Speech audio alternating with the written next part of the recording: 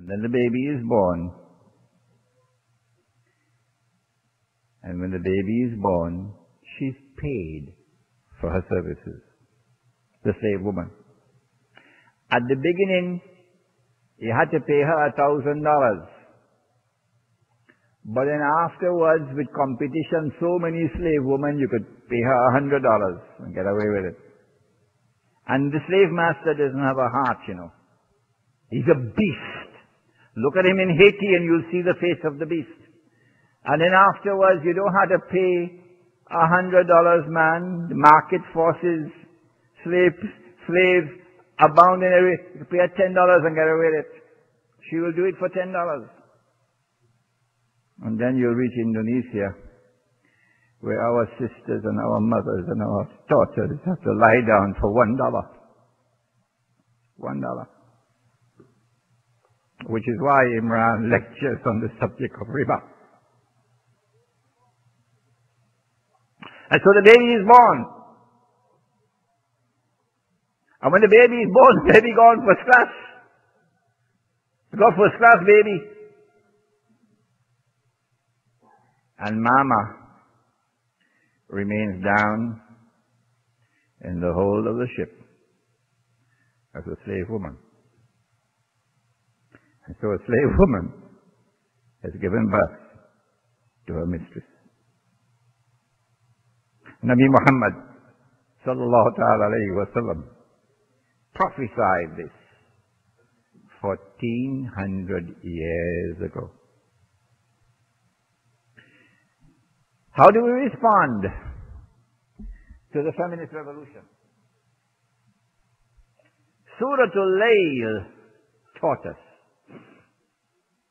When we build a Muslim village, the day must remain day, and the night must remain night. And so in the Muslim village, a woman will fulfill her functions and duties as a wife and as a mother. When she has fulfilled these functions, and listen to my words, and there is no complaint from her husband, and there is no complaint from her children, now she has time to pursue other objectives. Unless, of course, the husband cannot maintain the family because of riba. Then she also had to go in the jungle with him and cut wood and make bundle and come to the market and sell, husband and wife together. But that is because of an abnormal situation. And so in the Muslim village, women would fulfill their functions and duties as women, and men will fulfill their functions and duties as men. It is not only to maintain, it is not only to protect and to guard, but also to be clothing for each other. هُنَّ لِبَاسٌ لَكُمْ وَأَنْتُمْ لِبَاسٌ لَهُنْ, says the Quran. You are their clothing, and they are your clothing. When a man goes to another woman who is not his wife to fulfill his sexual desire, he doesn't go in the light, he goes in the dark. He does it in the dark, so he doesn't come out in the light. And so in essence he has become a rat.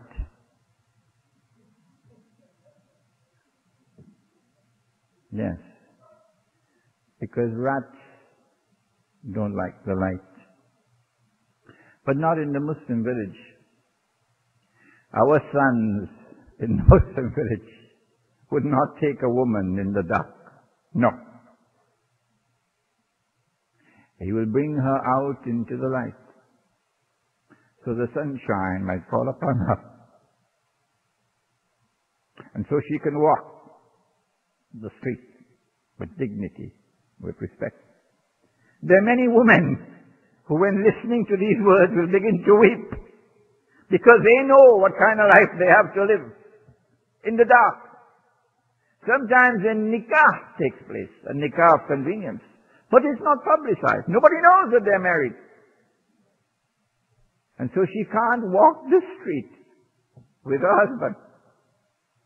You know, my wife teases me. Yeah, she teases me.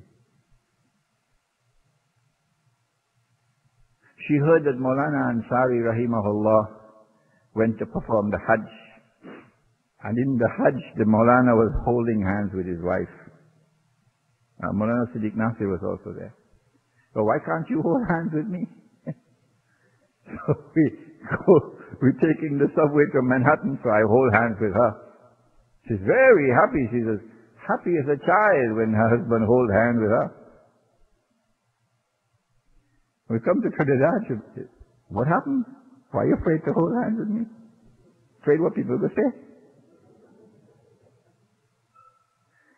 Yes, a woman longs to be recognized in public and held in respect by the public. And so when you take a woman in the dark and you keep her in the dark, you have taken off her clothing. Yes. هُنَّ لِبَاسٌ لَكُمْ وَأَنْتُمْ لِبَاسٌ لَهُنْ. They are your clothing and you are their clothing, says the Quran. In Islam, in the Muslim village, when men are